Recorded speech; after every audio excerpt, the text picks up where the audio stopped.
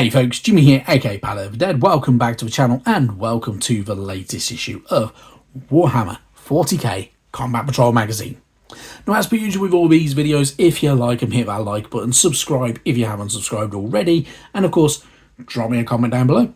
I love hearing back from you guys. It goes a massive way to helping out the channel too. Now, this week is hot and sweaty.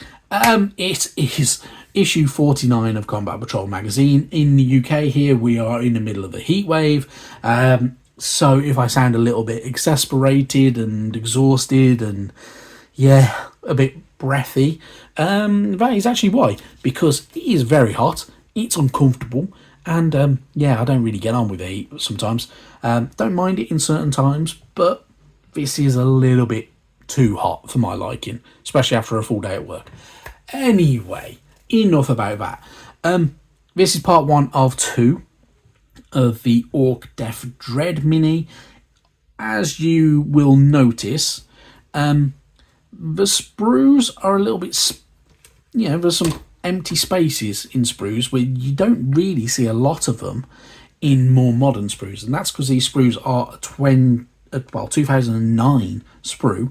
So this mini has been available in this exact form for 16 years. So quite a while, so slightly dated, which, isn't the end of the world. You're going to see a lot of that throughout pretty much everything apart from Space Marines, mostly, and the Tyranids now, in general. And then your newer factions like Leagues of Votan and stuff like that, where you won't see it, and all the factions that have had a lot of updates. Orcs, certain models haven't been updated, and they were giving us older sprues and stuff like that. So this is one of the older sprues. In all honesty, it still makes a funky unit that can be a lot of fun. So it's not the end of the world, and obviously we'll get the last part of it next week and the base, so I'm guessing one sprue and a base with next week's issue. But it's a pretty cool mini. It is quite fun, it's quite quirky, it's unique to the orcs, which is exactly what we like, and a little bit more fun and enjoyable. So happy days, pretty cool stuff. Going in to this week's issue, obviously we have our how to build guide. Paint guide will come next week, and as per usual I'm going to talk about spray paint when we get to next week anyway. I will quickly say about spray paint now. If you're in the UK and you're going to be spray painting during this heat wave, obviously don't spray in 31 to 32 degree heat, because your paint will start drying before it touches the mini and you'll get a very chalky paint out of it, so it won't go very well. You need it to be below 25 as a perfect ideal temperature. So there is that. So be warned. Anywho, enough talk about paint. We'll rabbit on about paint next week. Build guide. Obviously you can't build everything because we haven't got everything. You may be able to build some parts ready for next week, so it makes next week's building very, very easy. In all honesty, I'm going to leave it. You do have some customizable bits, so you have different feet, you have different kind of face on the front of it, you have different weapons that can be utilized. Entirely up to you how you want to build it, your choice. Have a bit of fun with it, make it more unique. Obviously it's an orc contraption, so it is quirky as hell. It looks like it shouldn't work, and it does, and obviously it looks like it's made out of scrap because they're orcs. It probably is made out of scrap, really. But yeah, always good fun, and yeah, it's just a stereotypical orc unit. It's really, really quite good, quirky and fun, and not too bad. So happy days, and you get to have a bit of fun with it, obviously, when you're painting it, which will be really, really good fun. Going on from there, we're going to get a bit of lore and kind of an insight into the orcs, to say the least. So the anatomy of an orc. Orcs are a strange species that are poorly understood but widely feared. Some Imperial scholars speculate that they may have originally been designed and created specifically for war, whereas others maintain that they are simply a natural occurring breed of sentient fungus. Whatever the truth, they are a uniquely dangerous foe. So, that's kind of true. Both sets are true. Orcs are heavyset, strong, and toothy. Among their enemies, they have a reputation as a fearsome warrior species with an unmatched capacity for brutality. The bodies perfectly adapted for war. They are huge, hulking brutes, and their size alone makes them a terrifying prospect to face in battle. In addition to their intimidating appearance, for orcs' size also grants them a physical strength that many times greater than most of their enemies possess, which they gleefully use to bring large and powerful weapons to bear and in close combat against these weaker species. So, orcs. For one statement there, where they believe that they are naturally occurring breed of sentient fungus and that they were created specifically for war, are both pretty much true statements. So, orcs don't have reproductive organs, so to speak. They have, so they don't breed. They are grown from spores. So these spores land in the ground, they get buried by soil and moisture and everything like that, and they grow to be orcs. And these spores can develop in different ways. So they can become the regular orc boys, they could become mech boys, so they could be more interested in the mechanics of everything. They could become weird boys and stuff like that. And yeah, very, very unique, very, very different. No breeding involved, just spores. That does mean that they can appear pretty much anywhere. So anywhere where the orcs have already invaded and battled, a spore can land, several spores can land, and eventually they will become a new army of orcs. So that happens, and they are naturally attuned to doing what orcs do. You know, smashing stuff, beating stuff up, warring, and all that good stuff. So that is true. The other true thing is that they were bred for war, and strictly speaking, yes, they were.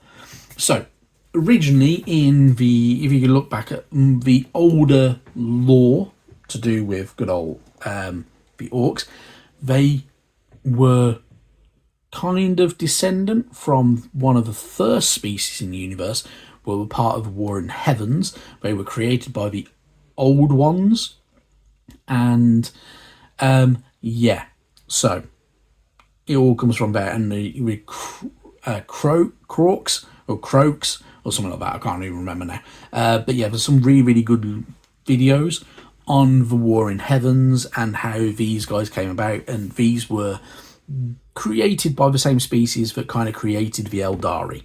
So, and they fought against the Necrontyr, which were before the Necrons, and even the Necrons themselves in a roundabout way.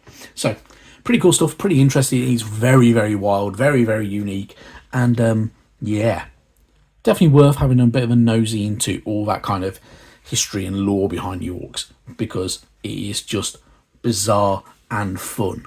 So, good stuff there. You get a bit more information about docs and pain boys. So there are a doctor kind of branch to the good old orcs. Yeah. So they may sever the limb off a broken limb or anything like that off their off a buddy or anything like that, and surgically implant mechanical parts to make them part machine and all that type of stuff. And that's the way they kind of work. So pretty cool, pretty unique, very fun, and some of the orc minis are absolutely spectacular. And orcs obviously are very, very closely related in a roundabout way to squigs, but are also a walking mouthy fungus that are utilised in many ways by the orcs, not only sometimes as food, but as weapons, projectiles, attack dogs, bombs, and such like. So, you know, it's all a bit fun, quirky, and yeah, orcs are one of the more unique races in 40k. Anywho, moving on from there, we get more information about the technology of the 41st millennium and all to do with armour. So there are different types of armour all across the board. So obviously there are different factions. Different factions have different armours, and such like that. So things like the Space Marines use ceramite armor. Same with the good old Adeptus Sororitas. They also have a ceramite style armor, and even the Chaos Space Marines have a ceramite armor, because obviously they utilized it as they went across to the I was going to say the dark side, but that's a completely different fictionalized story altogether, isn't it, really? Obviously, you have species such as the Tyranids, who have their own biological armor. So think of them like crabs and turtles and stuff like that. They have their own defensive shells, essentially, like beetles and such like that. So there are many, many different forms of armor that can be made and taken and everything like that. So, for instance, the Eldari use Wraithbone to make their armor, and yeah, all that good stuff. So it's quite interesting. There's a lot more to it than what's actually in these pages. If you want to find out more, generally you have to get the codexes, because it will give you a full breakdown, or a more thorough breakdown, of the different armor types for each faction. But you would need each individual codex, which is going to cost you a lot of money in the long run. Anywho, enough rabbiting on about that. We get our collect page for the Death Dread, so obviously you can give him the unit name, you can give him the role for the background, and then on the other side you've got your data sheet, so obviously you get all the information about their ranged attack, melee weapons, the movement that they can make, their defensive saves and everything like that. Everything you need to be able to utilise that bad boy in your battles. So, definitely worth having. Obviously we get the card anyway, so, you know, it's up to you. Card or sheet, your choice. Anywho, moving on. We get more information about the actual Orcs faction abilities. So all to do with playing. So if you're going to go for the Orcs as your army of choice, obviously you can declare a war as you play, which gives you a unique ability to gain combat advantages once per battle. And these bonuses can enhance movement, offensive and defensive capabilities. They apply to all orcs across the board. So all of your orc minis will get these boosts. And yeah, you have to choose the ability at the start of a battle round. And the effect lasts until the end of the battle round. So you can't declare it part way through or anything like that. You have to declare it straight away. So bear that in mind. Anyway, teaches you how to obviously do all of that. So all of them obviously have their abilities down the side, and they all have their faction ability of Wah down there. So, and if you really, really want to play and play like a true orc player, you are going to want to shout Wah as you go and as when you declare it. So, yeah, fun times. You get a bit more information about their advanced rule for their charges, strength, and invulnerable saves when you've declared, obviously, your good old faction specific rules. Then you get combat patrol rules specific for the orcs, so obviously their own enhancements, secondary objectives, and stratagems to give them a bit more information about it as well. So you got Scarboy, Teleporter, Stomp 'em, and proper looting, because obviously orcs do like to loot, they like to shoot, and they like to stomp. So you get a bit more information about all of them for their objectives and enhancements. And then you've got your stratagems specifically for the orcs, so getting stuck in, brutal but cunning, and crump the gits. So really good fun. And obviously it's all about teaching how to play as orcs, so you can utilise this in the main game as well as in your combat patrols as well. So if you go for a bigger army, you can increase your kind of knowledge as you go with it. So pretty cool stuff, good fun. Then we get to move on. We get our core mission. So we got a display of might as our combat patrol mission for this week. Has its own specific rules, and obviously you're going to be going from edge to edge, 4 objectives, smashy in the middle. Good times, always a blast. So have a bit of fun with that one, enjoy playing it, could be really good fun. And then obviously you can play that game, that scenario, with all of the combat patrols, so you can play it through with any of them, whether you're attackers and defenders, and mark them on the table if you really, really want to. Who's won, who's lost out of each one, your choice. But have a bit of fun. Then we are going to move on to next week, which obviously is going to be part 2 of 2 of our Death Dread. So this will be 1 sprue and the base, I believe. And then we can build our complete 2009 Death Dread mini, which is quite fun. It's a decent mini at the end of the day, and bit of fun, isn't it? So then we're going to move on to issue 51. So issue 51 starts the beginning of the Leagues of Votann. However, we're not going to get Leagues of Votann straight away. We're getting paint. So Pallid Witch Flesh, which, it's all right. It's not bad paint. It's like a pale, not quite white, not quite Wraithbone kind of paint. It can work very, very well for kind of utilising that as your base layer for flesh. So like your skin tones, and then painting, say, like Reichland Flesh shade over the top of it, or Guilliman Flesh if you've got the contrast paint, and stuff like that. You don't have to use it like that if you don't want to. If you're playing, say, like vampires in any of the other games, like good old Age of Sigmar or anything like that, Pallid Witch Flesh gives you a nice mottled kind of flesh look, which comes in very handy, and it'll come in very handy if you're doing that mottled kind of flesh look for the Gene Stealer cults, which can be quite good fun.